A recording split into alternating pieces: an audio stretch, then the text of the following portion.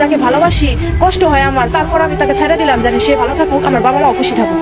তো এখানে দেখি যে সেও ভালো নাই, আমিও ভালো নাই, আমার বাবা মা অবশ্যই ভালো, কারণ আমার বাবা মাকে আশেপাশের মানুষ এইসব উসলে দিলাম। আমরা সারা গ্রামের মানুষ সোহাগের পক্ষে থাকবো, সোহাগকে আমরা বিদেশ পাঠাবো, প্রয়োজন হলে ইউরোপে পাঠাবো। আমরা সবাই মিলে যদি চেষ্টা করি সোহাগকে বড় লোক করে ছাড়বো। আর লামিসাকে যদি লামিসার বাবা মেনে না নেয়, আমরা 100 লোক দাঁড়িয়ে আছি লামিকে মেয়ে হিসাবে স্বীকৃতি দিব।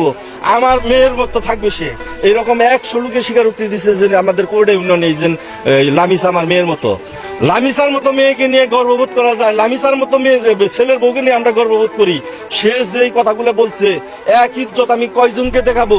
তার বাবা মার কোনো ঘৃণা নাই, যার কারণে তারা সোহাগকে এইভাবে জেল খাটাচ্ছে। মেয়ের এই কথাগুলো তারা নরম হচ্ছে না। আমরা চাই সোহাগ মুক্তি পাক। সোহাগকে আমরা প্রয়োজনে ইউরোপে পাঠাবো। সোহাগের যে শ্বশুর অহংকারী নুমান, তার চাইতে বড় লোক করে ছাড়বো আমরা সবাই মিলে যদি চেষ্টা করি।